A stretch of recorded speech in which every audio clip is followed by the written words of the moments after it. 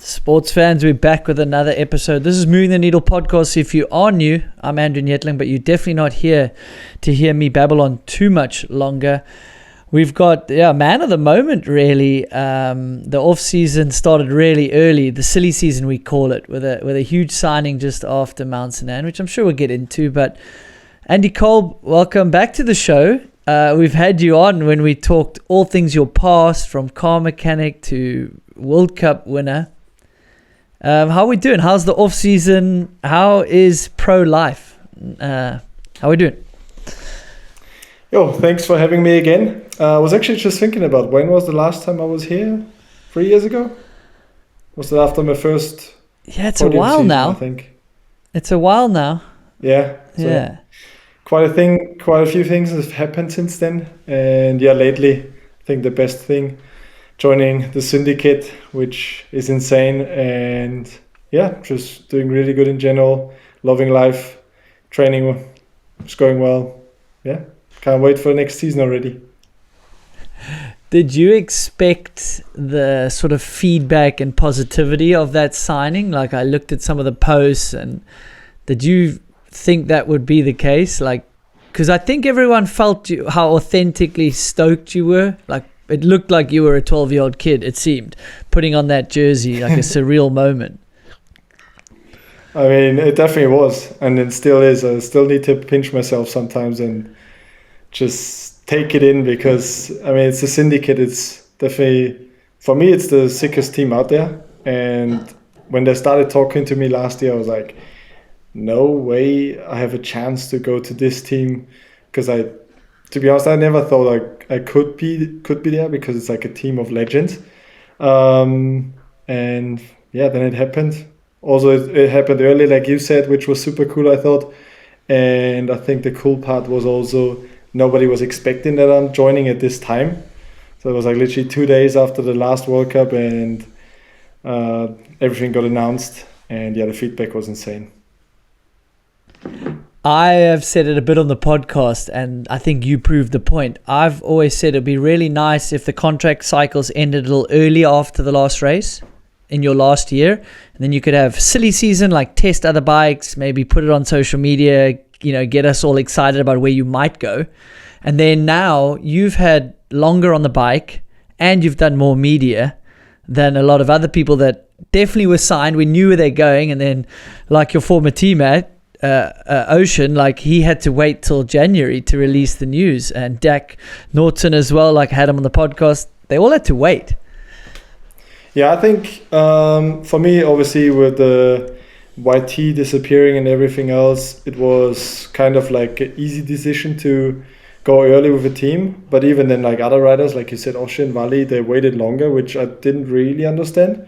Maybe the other teams didn't want it, but when I talked to the syndicate and we had that idea, they were like, oh yeah, that's actually a great idea. And yeah, I think we got way more out of it media wise than all the others, because it was just this one thing at this time.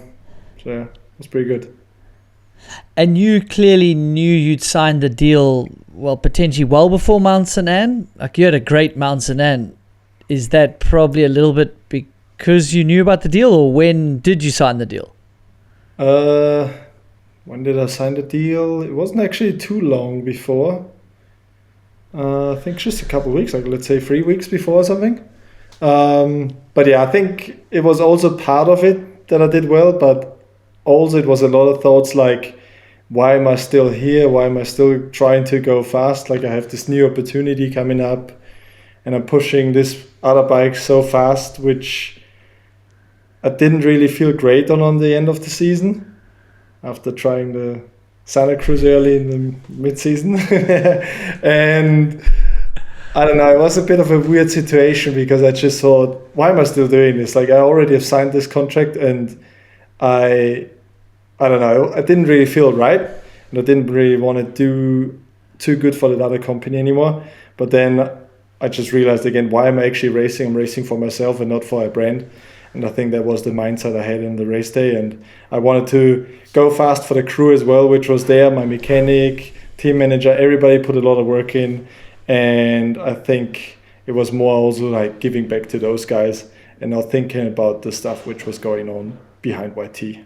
So yeah, that was the main reason. I would say it was still a really good race. You had a lot going on behind the scenes. You really did. And I was just so impressed with, I mean, if you look at your season and the results, it definitely didn't look like something was going on in the background, whether you weren't happy with the bike after riding another bike, which I know that feeling. I've definitely tested mid-season and gone, oh dear. I won't name names. It's come up before. But like, when did it start for you guys? Like, when did you think, something's unraveling here? And then when do you feel it really started like mentally affecting you? Because that's a big deal, man. And I think you rose to the occasion and your personality, and I think Ocean, maybe it seemed to affect him a little bit. It affects everyone differently. So maybe if you can walk us back, like, it'd be interesting to hear how it all came about, how you managed it, what the different emotions were. Yeah, I'm trying to remember which race it was. I think Andorra was the last race before that longer summer break. And season was going okay so far. I had a couple top 10s. Always like quite close to the podium, but wasn't too great, wasn't too bad. And I went home, thought I know where to work on. I'm going to come back swinging and everything is going to be great. 2 days later, get the news, everything is going down or probably going down. And yeah, I just remember sitting at home. I'm like, I just signed a 4-year deal, which I thought is gonna like secure me a top spot for 4 years. And I definitely gonna be racing for a top team for the next couple of years, which was my main goal the season before. I could have signed to several other teams in 24, but decided to go with them because they gave me a long contract. And I knew there's not many rides out there. So it was like, damn it, like if I mess up this season now, I might have no ride for next year. There's so much talent out there. There's so many young kids coming up, which all want seats like I have. And I was pretty worried, I'm not going to lie, because yeah, like just takes one season, you're doing bad, you get kicked off a team and you don't get a ride. And I'll maybe be back in the workshop working as a car mechanic. So it was a pretty tricky time. But also for me, I think like after a week or so, like I got the message from PD because of the syndicate and stuff like this. So I was like, okay, there are people still interested in me, even I'm not doing the very best right now.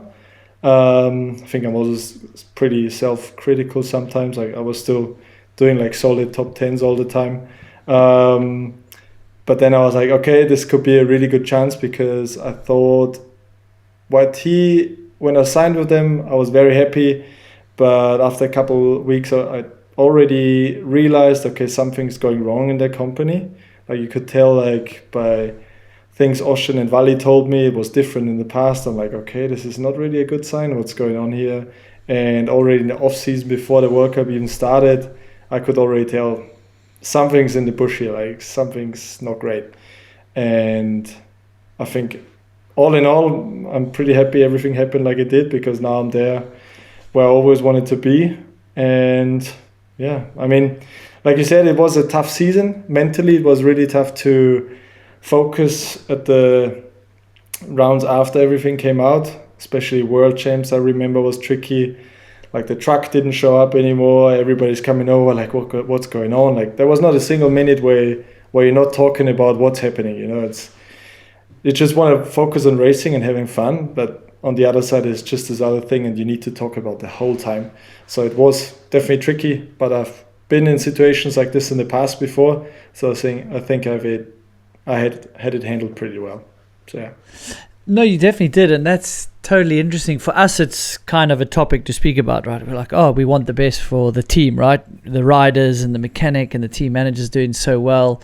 But for you, you're thinking about it constantly, trying to perform, and then talking about it constantly. Like if you see me, I ask you once, but then someone else asks you, and that's two, you know, and I've only spoken about it once, so I don't really think shit, Andy probably doesn't even want to speak about this, even if I'm being like, hey bro, all the best, you got this, like your results will speak for themselves, like that's how you get a new ride, right? So that's interesting that you said that for sure. But like you guys, so you had ideas like it's not looking too good on the team or something else going on, but didn't you kind of find out at the similar time as like the media and the public found out? Like exactly the same time. I found out 2 hours earlier. 2 hours earlier.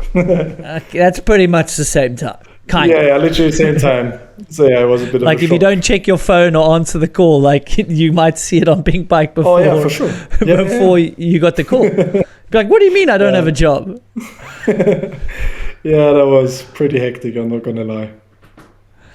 Yeah, man. So not. Yeah, I don't want to like harp on the negative. I just like to understand like how you dealt with it and what the self-talk was like. So you obviously had like this bummed moment, but you said pretty early on you had some calls from team. After the news broke, you were already getting some calls. Like that's when, say, PD reached out. So then you were like, okay, you know, like if I just ride well, I can still land where, I mean, that's a dream place to land, right? One of the dream teams in the paddock ever, right? I mean, we can all agree on that.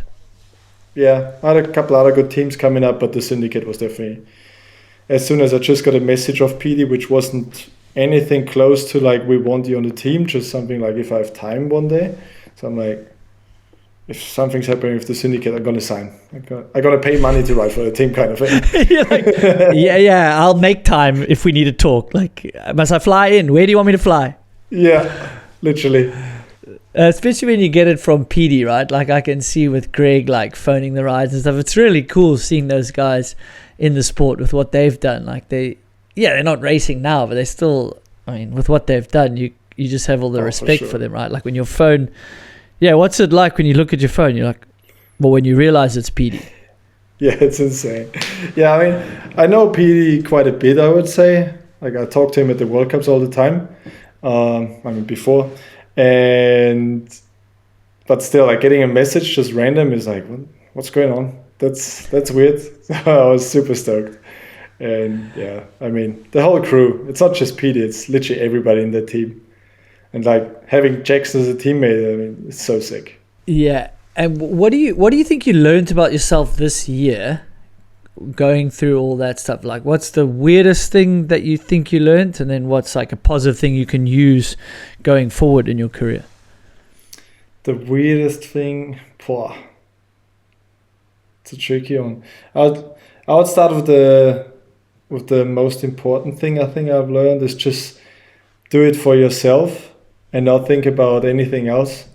Like I said, in Montreal, I literally realized on finals day that I'm doing this for myself and for nobody else. And I mean, I also did it for a team, but it's like not for sponsors, not for money, not for anything. And I think just when you enjoy racing, when you're having fun, that's literally when you do well. And that's why we all started the whole thing.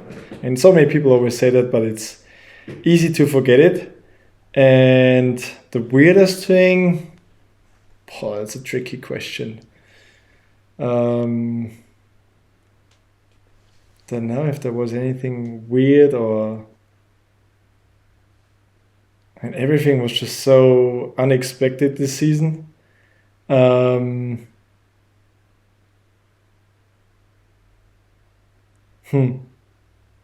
don't know really. Yeah, but I mean, something might pop up. But I mean, how funny is that it takes all this for you to go through to realize, hey, why did we start riding bikes? Why do you start doing something, right? It is for yourself. And then, there's salaries and there's expectations, there's teams, there's mechanics. And then you feel this weight on your shoulder. And it's easier said than done to say, well, I started riding bikes for myself, or I started competing or wanting to be good at a certain sport.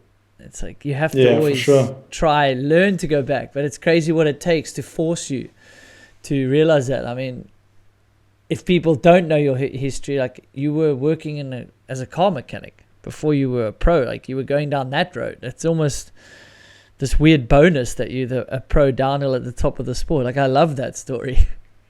Yeah, that's cool. I like the bonus. Yeah. And that's also something I always remind myself. Just think back in the past where I've been, what I've done before. Like and I need to go into the gym after this. It's like sometimes I go into the gym and I'm like, oh, this sucks. Like I want to do something else. But I'm like, imagine being in a car workshop now, just water dripping onto you. You snap a bolt, need to weld that thing out. It fucking sucks. You just hate life. So like, I think I've never been in a place like this at all with biking. I mean, injuries and stuff like this suck, but also a couple of weeks in and they are all good again. So yeah, we're living a damn good life.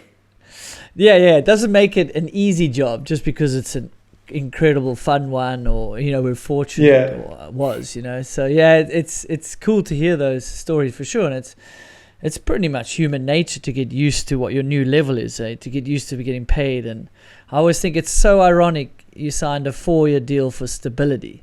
You're like, okay, well, I'm going to choose the 4-year deal because that's smart and that's stability, and it's a great team at the time. And then I remember seeing you, what you did the photo shoot in South Africa, and you were so positive, jazz, meeting all the team. And I could see some of the other riders on the team have done this quite a bit. So going to a new place is not as fun as it was for you. I could see that a mile away, and you just wanting to do more runs and more things. And, other people on the team have definitely done a lot of that. So they may be a bit more burnt out, which is natural. Yeah, for sure. And it's so, life is so ironic. Like it just teaches you the weirdest lessons at the weirdest times. You're like, couldn't have happened to a nicer guy. Stuff you would never expect. Yeah, and you were smart about that decision. It looked like the best option at the time. And then mid-year through the year, you're not even getting paid, let alone know if you're going to have support. Yeah. Crazy times. But yeah, I still think there could be way worse things happening in my life. So it's like, even at times you're crying about it, it's like, well, it's such a small problem if you think about a big picture. Yeah, you could be doing IKEA furniture. It sounded like that was a bit of a challenge for you. Dude, I did one yesterday again. Well, yeah, moving into a house is actually not that easy than I thought. Furniture. Yeah, be careful what you wish for, man. Growing up. Yeah, growing up sucks. Dude, delay it if you can, man. Yeah, I'm trying to. That was one of the last steps I'm doing growing up. Now it's finished. Oh, well, IKEA furniture. Well, one day maybe you'll have a family. Yeah, then you can phone me about really growing up. When you have to look after something bigger than yourself. Well, they're smaller than yourself, but they're more important than you. A little child. Yeah. I just want to be in the woods, ride bikes, and dig some jumps. But your teammate's almost a child. He's pretty young. Yeah, you true. You might be looking after him. You're going to be looking after him off the bike, for sure. Maybe not on the bike. Maybe off the bike I'm looking after him, but on the bike I think it's the opposite way at the moment. Let's see, maybe we can turn this around as well. That's going to be cool. I think you guys will learn from each other. You've probably got a bit more cool, calm, calculated way of going at racing versus... I think our riding styles are so different, aren't they? Like I'm super calm and like, I don't know, always like outside, chilled lines, and he's just hectic. I love to watch it. Rock Garden Mountain last race is still in my brain. Like it still pops up sometimes. Like, what did this guy just do there? I know, right? Insane. That I mean, even he said it was a little over the limit, didn't he? Well, it definitely was. Yeah, I mean, I think it's because he's so light with his skill that he got away with that. Yeah, he told me he knew the split section before, that he isn't on a winning run and he needs to turn it up. So he went just all in. But yeah, we did testing afterwards, like in Montserrat, and he did that double he did in the middle, that small one, he did it again. So, I don't know, just on a random day testing, I was pretty surprised. He's pretty special, that's for sure. No, I mean, absolutely, you got to race against him, but you got to have respect for that. Yeah, it's really cool to see that. That whole title fight was it was incredible. The sport's in a good place, and seeing you on the podium there with Luca and him, what was it like, the emotion on the podium, like watching Loic not in the start gate?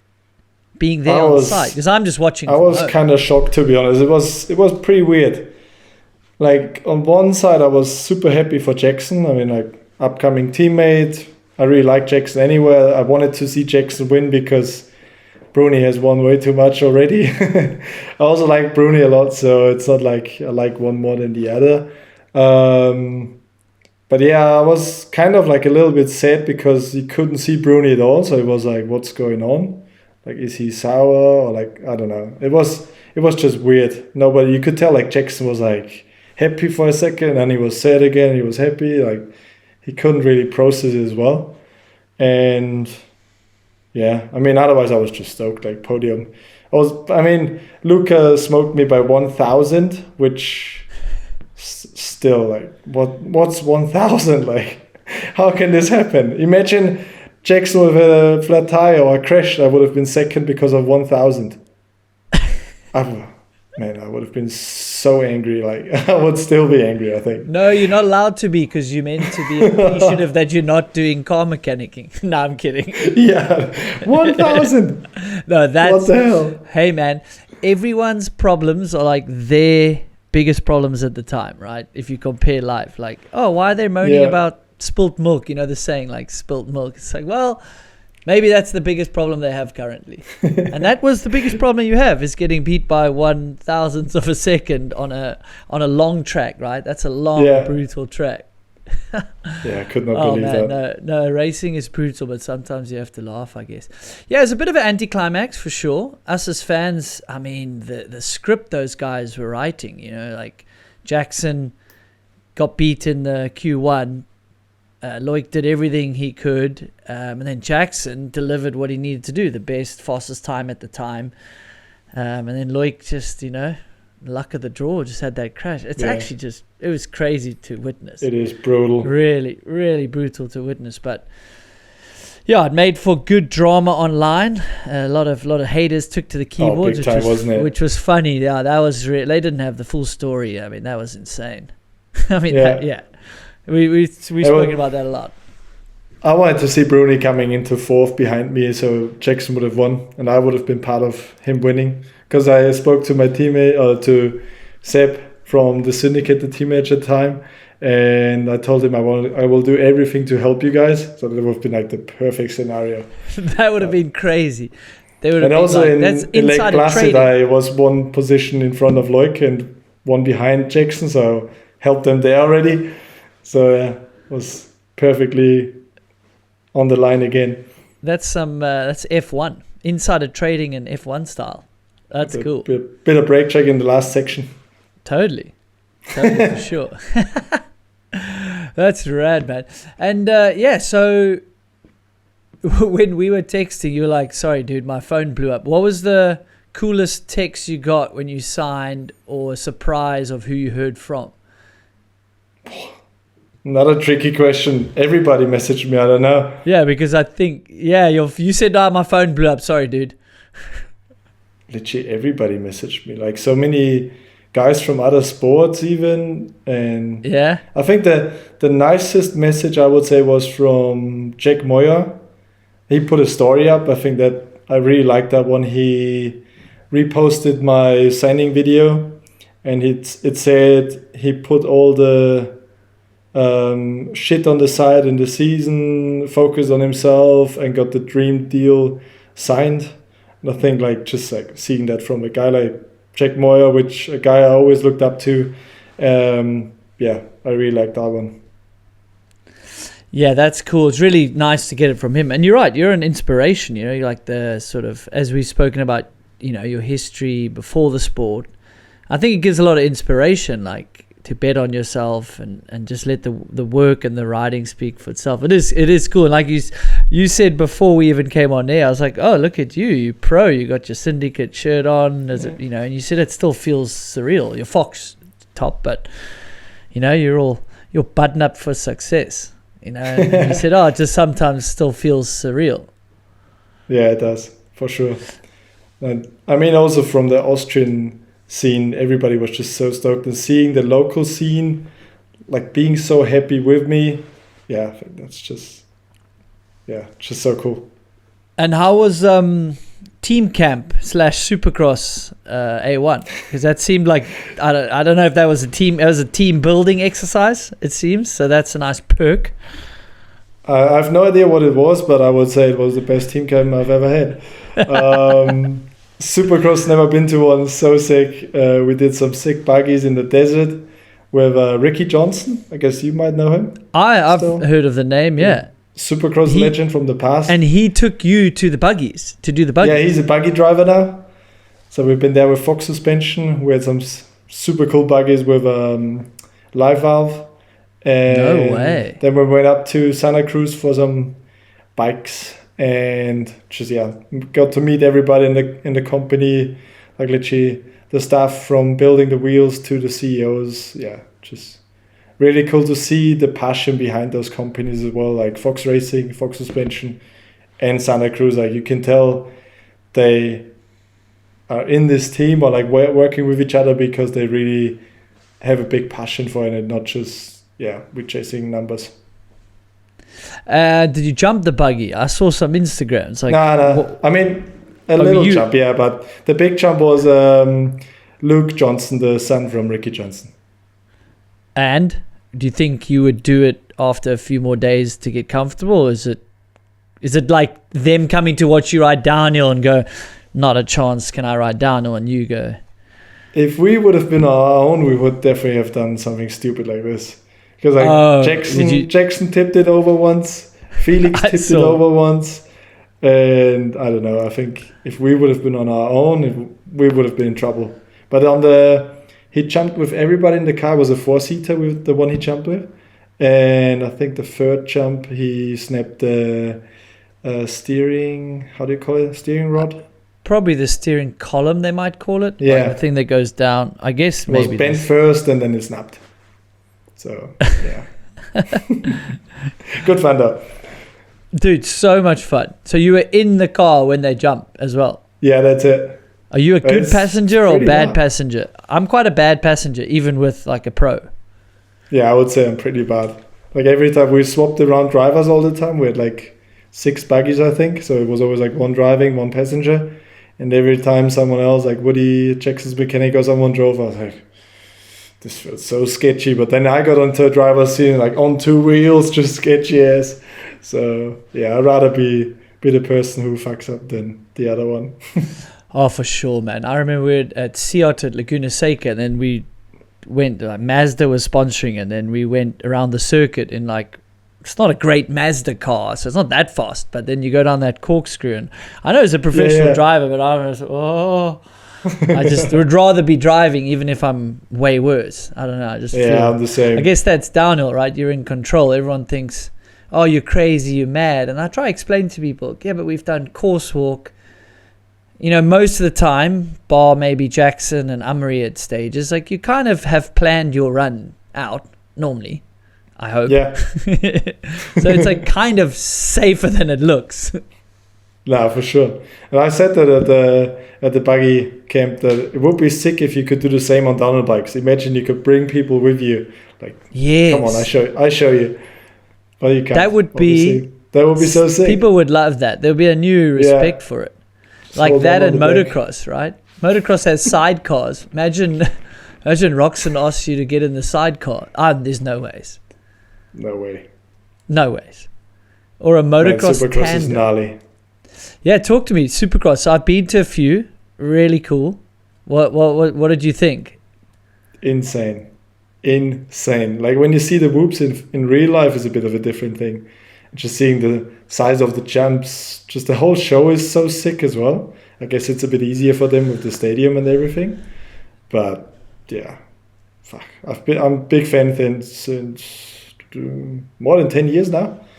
And Tom makes my favorite. He's delivering at the moment. So dude, he looks good on the KTM, eh? Yeah, Austrian bike, isn't it? You said one Indian bike now, isn't it? I don't know. Is it? Well, yeah. Well, it got sold to the Indians. So I haven't even followed that. But I think it looks really good. Dude, he looks, I don't know. I just think he looks so comfortable. The bike looks really planted. I mean, I haven't watched I'm not no expert, but he just does seem very comfortable on it. Yeah. Yeah, he's same like cool Max Anstey in the 250 class. Yeah, he's a cool inspiration, Eli, though. You know, he's not the youngest chicken out there, and I guess you're not either, but you seem to be coming into your prime. But I feel like so many guys in the moto scene are like, how old is Tomek? 33? Then Roxon, 32. Max Anstey, Yeah, the guys 32. the guys are going Anderson, longer in Barsha. Supercross for sure. Supercross and outdoors as well. So I think that's just cool to see. I think in the past people been training maybe too gnarly, injuries been dealt wrong with, I would say, and now everybody has more knowledge how to have a longer career, and yeah, just cool to see that you can still go that fast at that age, even they have like 3 times the amount of races per season or year. Yeah, he's 33. You're right. That is a new sort of age for motocross. I think the previous generation, like Villapoto, Dungey, they seem to get burnt out. I think the body seems to have been okay. Yes, they had some gnarly injuries, but I think, going for those championships the way they did, the way they trained, and no off time, it's no wonder. I think you've got enough money eventually, the burnout is real. I like that about mountain biking. Sure. Like, it would be cool to have more races, but the longer off season is helpful. Like, you'd probably be happy to race more in the season, but then keep the longer off season, or the. I would say it should be a little bit shorter though. Like the off season is so long that you somehow. I feel like sometimes I nearly don't know what to do with myself. Like I have 6 months to prepare for this. Like, okay, we start with this training, then we go over more weights, blah blah blah blah. Like you can. Like definitely change it up in the off season, but it's so long it kind of gets a little bit boring, I would say, because you're just waiting for so long. So if we would race from March to October, I think that would be already way better. And especially if you have a good end to the season, then you sort of take a break, you start training, you kind of forget your speed and your momentum, and like everyone starts from scratch, which obviously you have an injury, then you have more time, but I do think you could condense it a little bit more for sure. I mean, for me this year, I'm pretty happy that the off season is long. I had a big injury last year in the off season, which I never really look after, like not at all. I literally just came back from an injury, trained a couple of weeks, and then started World Cup racing. So I really can use this off season to get strong again, which I haven't been the past, I would say, the last 2 years. Which is good. I remember, you had that injury midway through, huh? Yeah, that's a challenge for sure. I had it midway through December last year. Yeah. Oh, even early, yeah. Straight after South Africa, I saw you. Yeah, what did you do again? Was it your hand? Broken ankle. The hand was the season before. So I had a bit of memory there. My memory's not great, but I remembered something. So you've had 2 off-season injuries. Yeah, this will be nice. And a new bike, you almost want a little bit longer off-season, some pre-season races, stuff like that, sure. Right? Yeah. That's quite a few things to test still, which is, good if you have some more time. And what do you think we could learn from Supercross and Motocross? You said, okay, it's easier for them with the stadium, but the show's so cool and it's obviously gnarly, but there must be stuff we can probably learn from the series and the way they promote their stars and things like that. Well, I think, like you said, the promotion is just really good. I think Warner Brothers could use us more for promotion, and I think otherwise it is more about the stadium, I would say. It's right next to the cities, or like in the cities. So like you literally drive 15 minutes if you live close by, go to a stadium, you eat your chicken nuggets in there, drink a Coke. It's like, I mean, how chilled is that? You sit down as well. World Cup race, it rains. Just stand next to a track. It's maybe a little bit less comfortable. So I think it's no wonder they're doing better. But I still think the promotion is really, really good. I mean, it's actually a miracle the amount of fans we get at, say, Fort William, or obviously Leger's in France, right? So it's a cycling nation, fine. But they go hike up a muddy field and stand in the rain the last 2 years for hours. It was insane. The amount of people there in the shittiest weather, so good. Yeah, it's insane. Yeah, I guess you could formalize a few more viewing areas. Like you guys have like a beer garden at Leogang stuff, and I think that's really important. Like screens, beer gardening, so then you can not only have people at the finish and make it cool, because like if there's too many people at the finish, you can't really see, so maybe you're not that happy. And I think those different viewing areas is maybe an option to test, right? Beer gardens, big screens, you can hear the commentary, you feel like you're part of the atmosphere. But that, I mean, the downhill just does build till the last few riders. You want to be at the bottom, you know. That's just kind of how the sport works. If you take Leogang motorway, if you see, I don't know, Jackson, last man down the hill, going past you, like, all right, no idea what he does. So, like, is he good? Maybe he crashed before. You have no idea. Yeah, you have no idea. And everything. So, I think you need more viewing. Yeah, I think that like you do need those screens and more atmosphere, which obviously takes money. So, you know, there's a budget constraint, but that's probably an idea to create more of an atmosphere all over the hill and kind of things around the event, right? Because like Supercross, like you said, so you don't need to make more things. There's the pits, there's the stadium, there's the racing. Whereas you're out in the mountain, you're like, okay, if I'm not watching racing, I'm just in the small ski town, it's kind of boring again. But if there's music festivals and other things, you can get people in. Yeah, it needs to be a bit of a bigger show. Bring a proper DJ, stuff like this. Yeah, I think Leger is already doing pretty well. And also, like they do pretty well. Is getting better and better. Yeah, and the town kind of sets up for it. They have like those DJ nights and stuff like that. It gets a little chaotic, I guess. It's kind of a younger generation. I guess I'm thinking like a dad. I'm like, oh, you need stuff for the families. Yeah. That's a bit of a problem, I guess. I think you need stuff for everybody, so it definitely makes sense. Yeah, Leger works as well because I speak to people even from South Africa. It's a costly trek over there, but then they can go riding in the region and then watch the race. So a lot of them are like going over that.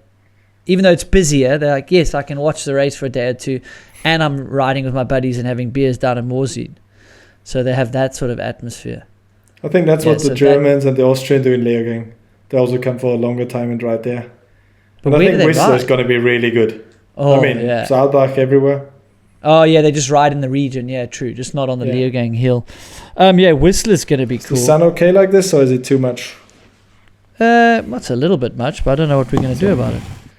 Yeah, it's not too bad. Have sunshine in the winter as well. A bit better. The sun's shining bright on you, my man. It's going to be a good 2026. Oh yeah, dude. That shows you in winter that the rays are only coming through now, and it's 10 a.m. Yeah, and it's like -5, -10 outside. Oh, is that why you're going to go to the gym afterwards? We do the call first because it's so cold. Nah, I don't know. I just didn't want to go before. I'm not the biggest morning person. I wouldn't be at -5 degrees. I would stay in bed. I mean, the gym is warm. True. Still, it's inside. Yeah. I like winter. I like skiing and everything, but I would rather be at your place at the moment. Oh, it's good, man. Brendan's here doing a project as we speak. Obviously, he is. Yeah, it is. It is good. Yeah, Jackson came over, but I think he came on a little bit more of a holiday vibe than he did a bit of riding. With Ike and the boys. Yeah, exactly. So you ski a lot in the off season, like as the season ends, or what? I would love to ski a bit more, but injuries, stuff like this. I go a bit too hard on the skis sometimes, so I need to calm myself down. Especially if I go a few times in a row, I'm like, I'm getting better and I want to try this, I want to try that. You know, like that kind of racing mindset is coming out, and I try to go easy on it. I went to Verbia one off season when I was on Giant. Oh, sick. And then I told my friends, like, okay, no, there wasn't much social media, but I was like, okay, no social media about this trip. Because if something happens, it wasn't on a snowboard. It was on it was on a bike. And then day 3, like it clicked, getting a bit more cocky, and me and the friends. And then I carved one way and my friend the other way. We didn't see each other like backside on a snowboard. And obviously I'm new, so I didn't look properly. And I collided with my mate to the point that my knee swelled up. The next day I had to go get a scan in Verbier. Oh, no. Took 2 days off, and I was like, season's done. I have to lie about this. This is such a problem. And then luckily day 3, like the swelling came down. It was just like a strain. It wasn't ligaments. I just thought I'd done ligaments in my knee. And I was like, oh, great. And then for everyone listening, you know, it's pretty frowned upon and or in your contract that if you get hurt doing stupid shit that is not a bicycle, you might not get paid. It's not the best now. It is good cross training, right? Like if you grew up in the snow, like it's good cross training for you. Yeah, definitely. I mean, a big powder day on the skis is insanely for legs. Like, so much work. Yes. Your legs are so cooked after one day. And I think it's just coordination. You jumping, like on the bike, stuff like that. You need to read the ground. And like skiing just is kind everything. of a similar lean, right? If you're skiing, like it kind of, Yeah. I feel like it crosses over to bikes a little bit. Yeah, a little bit, I would say. Yeah. But yeah, like you said, last year I had 3 massive days in the powder and I posted a lot of videos. And literally 2 days after I broke my ankle, everybody was like, you did it on the skis, you can tell us. Don't lie to me. I'm like, no. And the funny thing is the break I had was literally a skiing injury.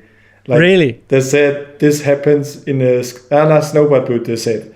This is like a proper snowboard injury. So everybody didn't believe me, really. I have pictures and everything, so. How did you break it? On a bloody e-bike. Just on a normal ride with my trainer. We built a Loma a couple of weeks before, and I just wanted to do a triple, which wasn't really small, I would say. Got kicked like on the takeoff, landed sideways, and straight into a tree. Like literally, I would say biggest crash I ever had. So impact, did you impact your ankle or like roll it on the ground?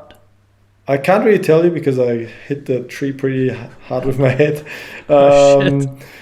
I think my foot was clipped in and it broke it like this. You know, like Yeah. I got thrown to the side and the foot was like straight clipped in. That's the only way I could, how do you say, describe the bone, how it broke, that it makes sense.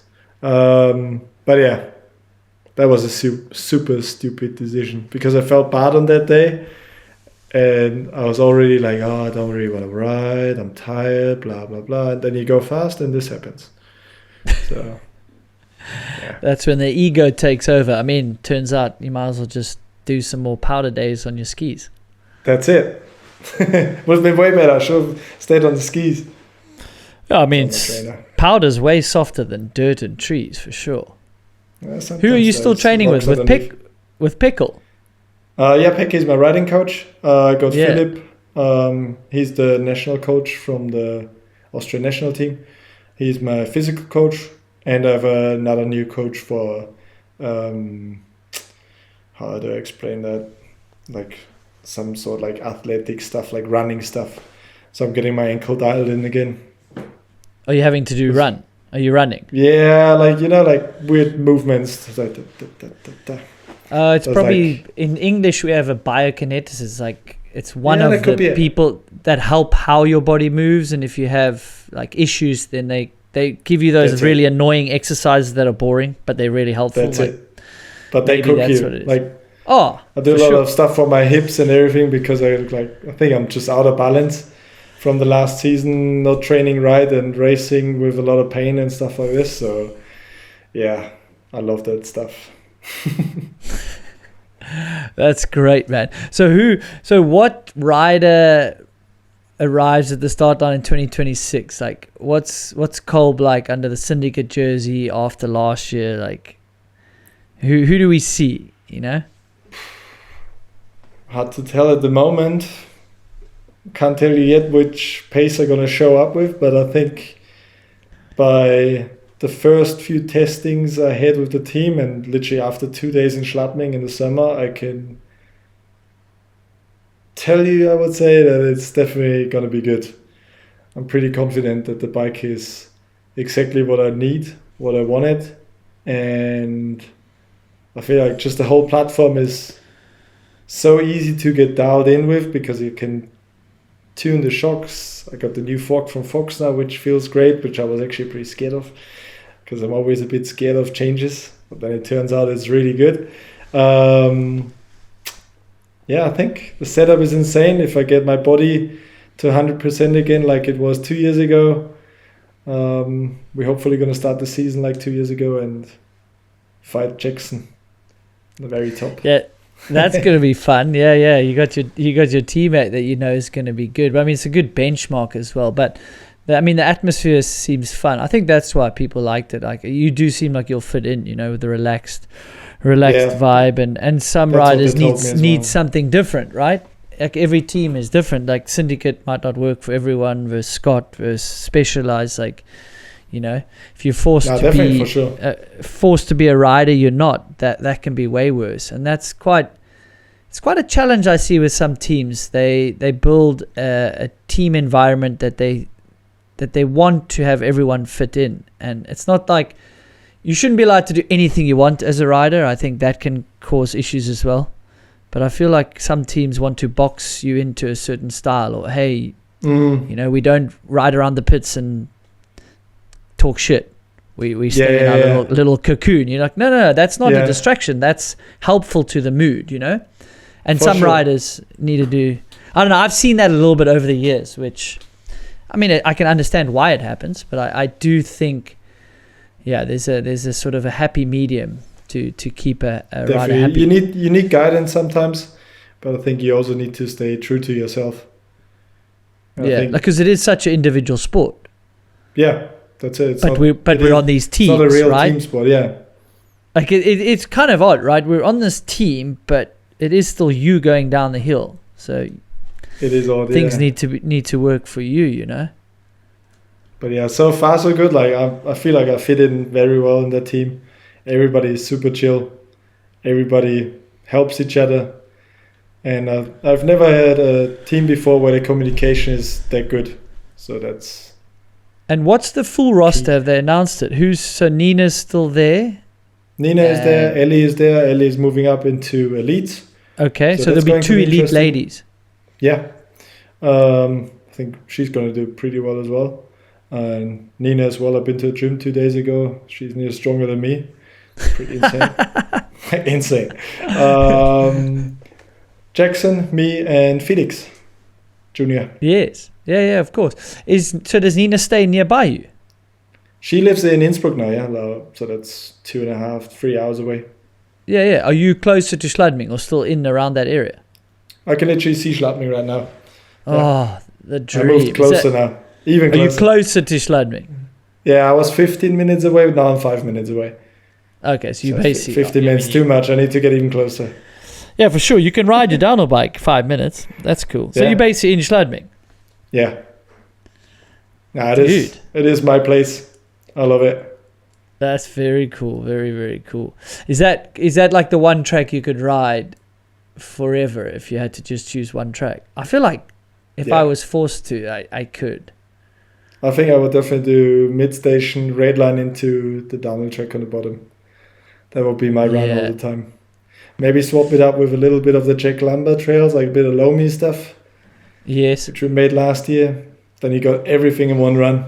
You got like a red flow line into Lomi stuff, into a proper gnarly World Cup track. You think you can get a World Cup back there? Do they talk about it? We talk about it. Too expensive. It's going to be...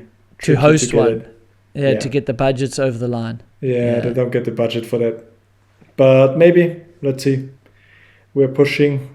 They are keen to do a big race again. They're thinking about doing European Cups maybe, or European Champs. So even if we get something like this, I'm already stoked. But World Cup would obviously be the one. Man, I'll never forget that place's World Cup. It was cool. But yeah, budgets, money talks, unfortunately. Yeah. Money definitely talks. Yeah, there's some iconic races that came down that hill. That's for sure. Do they still have a World Cup ski race? That's going to happen next week, actually. Is it?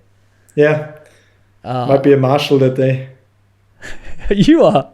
Yeah, I want to be. What does that look like? Are you on skis and you cruise down, or do you just stay in one point? You can do like ski down and like push the snow out in between the riders, or stop at one gate, and if it breaks, you fix it. So you think you're going to do it? Do a bit of work? Yeah. They asked me if I can do a bit of help, so probably will help them. And you get like super close to the racing, which is sick. That would be cool to see them come past. Yeah. Dude, it's so steep as well. I know the slope a little bit because I've been there, but it's crazy what they go down. It's insane. It's absolutely insane. 2 years ago, there was like a charity race they always do. You literally do like 5 short gates into the finish, and you do like you need to hit a nail into a stamp, and that's literally it. That's all you have to do, and like average time wins or whatever. And that was the first time my skis ever touched a World Cup ski piste, because they literally do it the night before. It is like a frozen lake. It's absolutely ice. It's pure ice. There's no snow left. What? I nearly crashed. I could not believe it. Insane. Like honestly, it's like a frozen lake. And they just on the edge, so they've got grip. They're just on the edge. And like Kitzbühel is the same. They go like 140k on ice. Oh, Kitzbühel looks. I mean, that's the even more famous one, right? That's this weekend. That's like the world champs of skiing. Yeah, all the sick races are right now. Hard to be not on the telly at the moment. Is that where he did that snow video? Was it Kitzbühel? Yeah, Kitzbühel. Yeah, I watched it on the plane the other day. Yeah, it was a cool. It's no wonder it goes viral if you're riding down Kitzbühel on a bike, dude. It looks. I mean, even the video made it look steep. Then you know. And the gaps he did was pretty insane. Dude, that's insane. Right, what does preseason look as we round this thing out? Like, what do you like doing? Lots of testing? Do you like preseason racing? Like, how do you think Andy Kolb gets ready for a season? Like, what is your optimum? Well, I try to focus on my body a little bit more this winter, as, like I said, a few things went wrong the last 2 years. We go to Italy in 2 weeks with my mechanic husky. Then I move on to Sanremo, also Italy, with the Austrian national team. Then I come back home. Gonna ride some moto. Wanna buy a Yamaha. Oh yeah, not a KTM. 250. Nah, dude. I want better suspension. Then the next trip is going to be Portugal in March, I would say. And then we do team camp, I think, in Maribor. Yeah. Oh, yeah. So just a couple of camps, get ready. I want to do a lot of time training this winter. I used to do that a lot. I missed it out the last 2 years because of the injuries. And I think that's what threw me always a bit back on the beginning of the season, because the intensity wasn't there. And just have as much fun as possible on my bicycles. So will you not do a race before Korea? We're gonna do Portugal test camp if this happens, and maybe something else. But there's always some French Cups you don't really know about it till a couple of weeks before, or maybe I do something in the UK like Bala. I think it's called, yeah. Oh, I don't really want to race a race in the UK because those tracks are super tight. And Charlie Hatton and Matt Walker are absolutely going to smoke me there. Yeah, I was going to say. The locals is tough to get up to speed on a local UK track. UK tracks, no chance. Yeah, you don't have enough time. The uplift system, there's no time. Yeah. You get smoked by people you have never seen in your life before. Yeah, even if you know that's happening and it's just for yeah, I know, it's tough though. You're like, okay, I was just here for training, and then you get smoked at like 11th at a UK national. That's it. Yeah, that's super tough, man. What so now, like, this whole contract thing, do you think riders are talking more amongst themselves than in the past? Like, you think it's still taboo, or you think the riders are like more sharing info and stuff, like especially with now what you've gone through with the team folding? Like, where do you think the landscape is now with like contracts and how you feel about it? Contracts openly in the public, or what do you mean? No, not in the public. I wouldn't put you under that because I know that's not really allowed in our industry. Yeah. Which is also a bit silly, but just. But you mean like talking with each other, like internally, with each other. Yeah. To be honest, I tried to do that since a couple of years already. Like I tell everybody, if you want to know something or if you want help with your contract, let me know. Because I think now the last couple of years I've dealt with a lot of things you should normally not deal with, but I know it's a thing. And also now I've man, what's wrong with my English today? It's I'm the okay. writer's rep. I'm It's the your writer's second rep language. now for I'm the Oh, writer's you rep now are. for the UCI. Yeah. So also here I try to be transparent for the guys if I can be. Oh, that's I feel cool. like- I didn't know that. So Yeah. is that taking over from Greg that had that role? That's it. Yeah. Okay, so what does that entail? Like, what are you allowed to tell us that you have obligations? How often do you meet? Like, what do you think it's going to be like? Well, pretty much nothing. I would love to. I would love to do more, but I feel like we had a meeting in Switzerland already, and we had a couple of questions. We got a couple of answers, but it's not really like we can decide much. But at least I can be a voice for the riders, and I can go to them and tell them, "See, we see it this way. We should go this way." Blah blah blah. Like we addressed a few things already. Like we want more safetiness for helmets, for example, and they've been listening. I think, not sure yet, but yeah, I think if we work together with them a bit more than I think some people have done in the past, then we maybe get somewhere with a few things. And just the whole connection, it's quite hard to understand the connection between Warner Brothers and UCI, like who decides what? Like who decides what the course marking is looking like? Who decides the point system? Like I thought Warner Brothers is deciding most of it, but in the end it turns out UCI has the last word. So yeah. So they can take feedback and suggestions, but if they really don't like it, it's up to them. And maybe do you feel so you're getting a better understanding of it, and you think there's a way that the riders can get a more realistic or fair voice? Because I feel like that seems to have been the challenge from what I can see from the outside, that they haven't had the best voice or path to good communication. Yeah, 100%. But also I have to admit, downhill riders are pretty hard to deal with, because every time something comes up in our riders chat, there's like 5 to 10 people who are interested, and the rest doesn't give a. It's literally, I don't know. I've talked to the XC guys, and the XC guys are so much more behind it. Like there's literally like 40 riders which sign up for things and have a voice, but downhill, it's like, I just want to ride my bike, dude. You know, it's a bit. It is. It's tricky. It is with that easier. Mindset, you don't get anywhere. No, you don't. I understand, like focusing on yourself, and there's only so much energy you can give. But I did hear that the XC are better at being in unison as a unit. The teams, they can agree on more things, and that's the challenge. If not all the teams agree on what is the best path forward, then how do you go and make change? So, but that's cool. Like if you're willing to take a bit of time and energy and be the voice as an active rider that's been, we'll say it again, car mechanic, someone struggling to qualify to winning a World Cup, I think you'll have a nice broad way to look at it.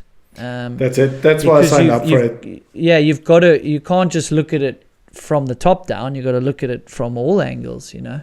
That's really that cool. was my whole thought about it, because I think also Bruni signed up for it. I feel like a guy like Bruni, like nothing against him, but he only knows the view from the top. And he's never been a privateer. Which is natural, and I feel like our sport is going so much into pro, and the privateers are literally forgetting.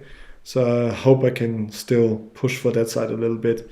So people like me still going to have a chance in the future. Yeah, and it's not even like, let's have only you can't maybe build a pro sport around privateers, but there needs a pathway. And then I think because of remember you said there's like these young kids coming for your ride, and you have one bad year. There's a lot of depth in the sport. Every year there's more talent, and how do we create a fair system for all that talent? So that's really cool. You're involved. I love that. We must definitely chat more about it. Well, then, since you're on the board, not to say it might happen, do you think more people in the final could be a good thing? Do you think the number of people in the final is fine? Like, what is your view if you have one? Well, I would definitely say it needs more people, because, I mean, it's also my point of view. Sometimes I guess it's hard to take my point of view because, I'm a rider. Obviously, it would be better for me to have more spots so I can qualify easier. But I think if you look at the teams, there's 20 teams now and there's 30 spots. Like Kommercial Makov has 4 elite riders now, elite men. So if you count that up, like how do you want to sell the product to sponsors? It's like, yes, we have that many riders, we need that much money, but we only can like guarantee you 1 to 2 riders in finals. Is, I don't know, pretty hard to sell, I would say.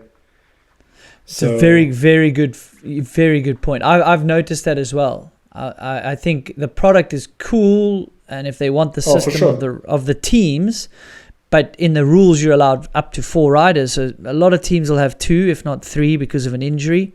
So if you have the budget, you probably want 3 elites, right? So on average, it's 2.5 elites per team. There's 20 teams. That's far more than 30. And these are proper, these are real teams. These are real riders. Like the top dogs, There's the top dogs. You want to see them. You would pay to see them. We are paying. I mean, I pay. People come into races to see them and they don't see them.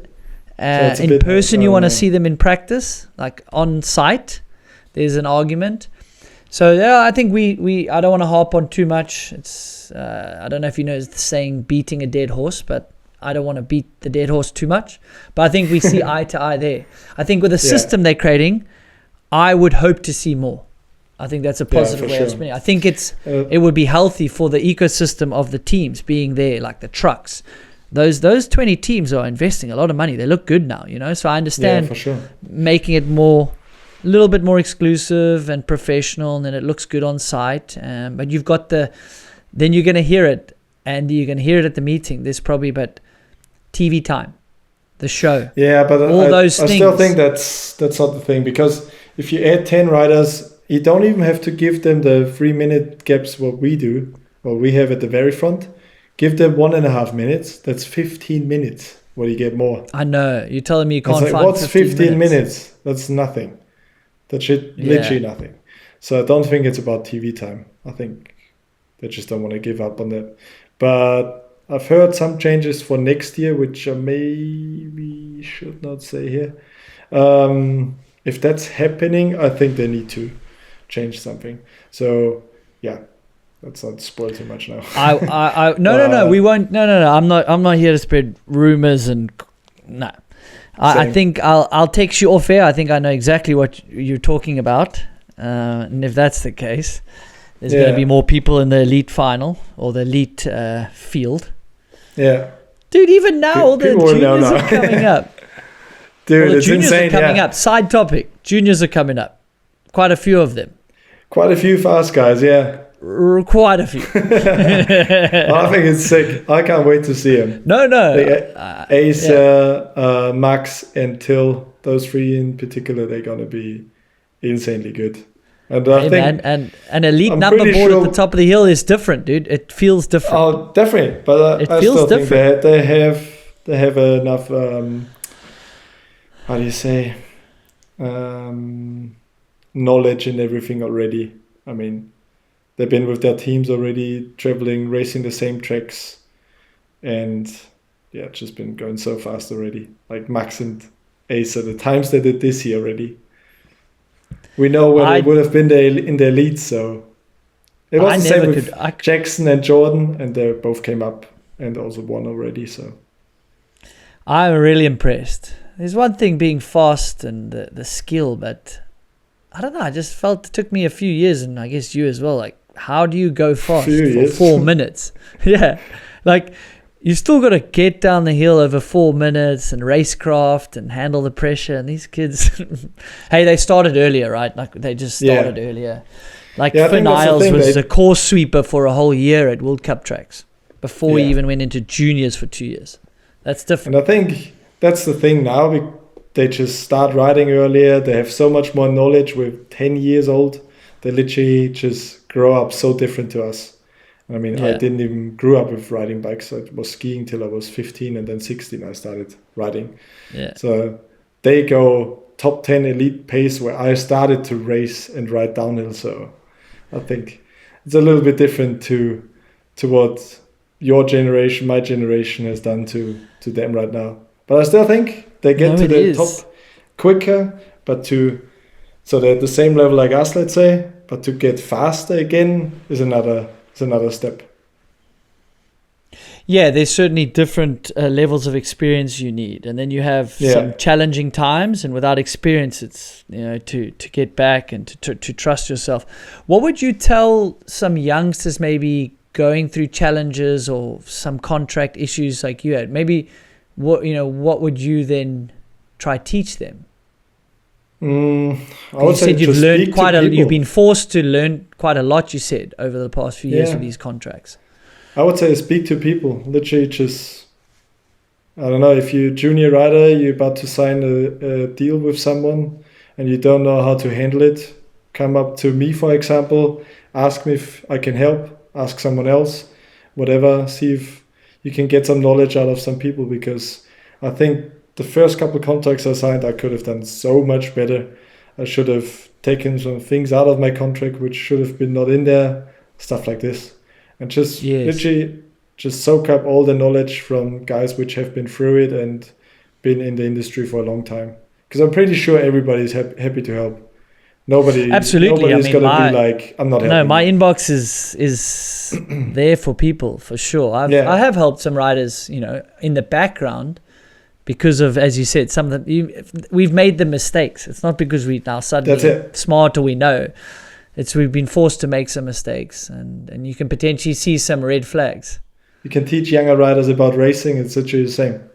Like, don't make the same mistakes racing-wise than I did. You can do the vice versa with contracts. Why? What's the stupidest thing you did, looking back now? Racing? As a young racer. Yeah. I feel like I asked you last time. Yeah. Probably going too fast. And you crash a lot. You said you used to crash fast in the gnarliest section. Dude, I crashed so much. I think I remember my high score was like 8 crashes on a weekend. But like not small ones, not like Tipo. It was like big ones. That was a good time where I could take so many hits without having anything. Yeah, it turns out you can learn your speed down a track without crashing as much, eh? Yeah, and focus on easy sections. Not just Maribor Rock Garden. You need to be faster than Rock Garden, and then it doesn't matter anymore. That was literally my mindset. I'll be the fastest guy through that Rock Garden.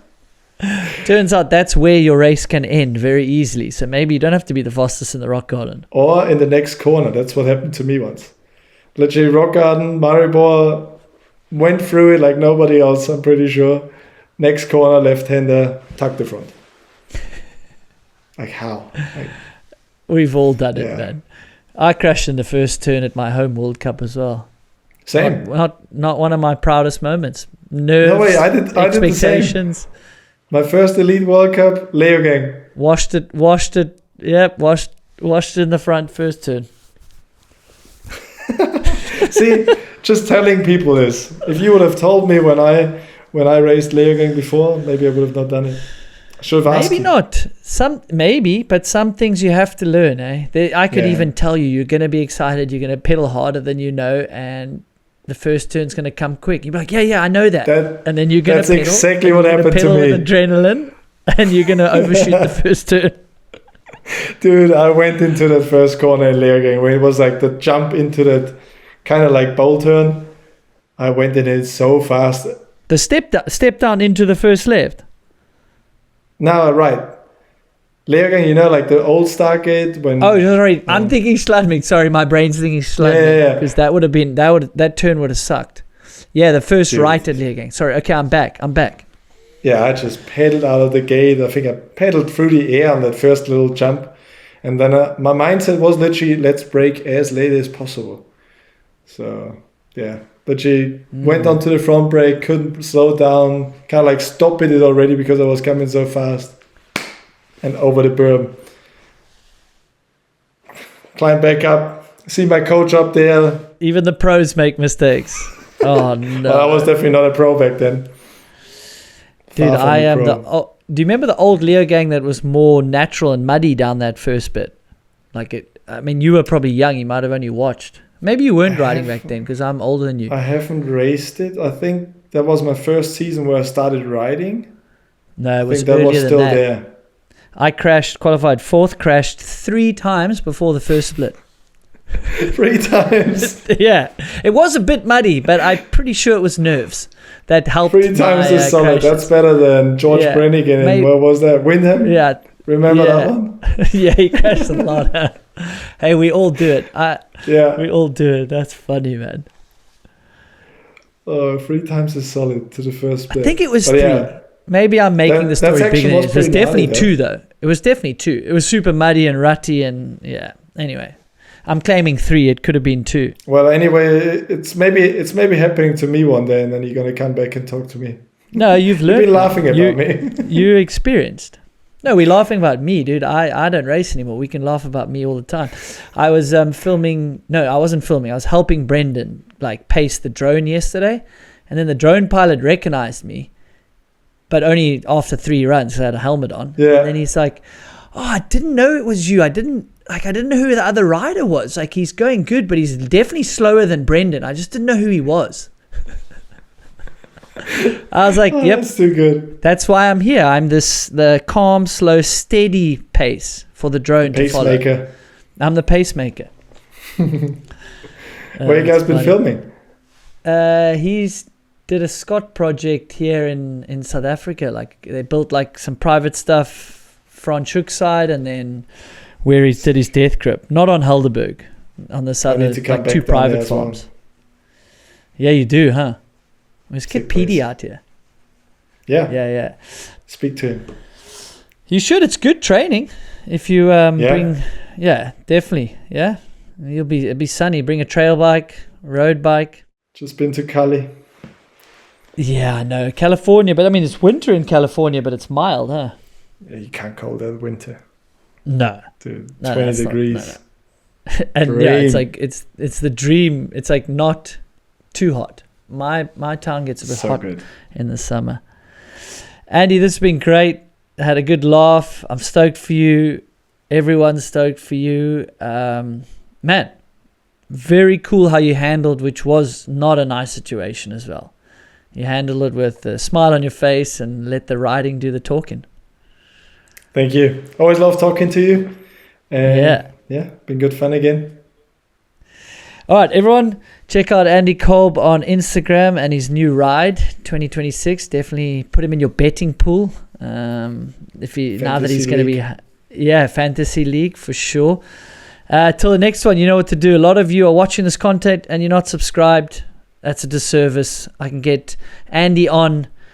Maybe he's going to have to start charging me for these chats. So I can afford him if we get some more likes. No, I know it's not about the money for Andy. He's just proved that. He raced half of last year on no salary. So I'm talking a lot of shit here. Till the next episode. Peace, guys.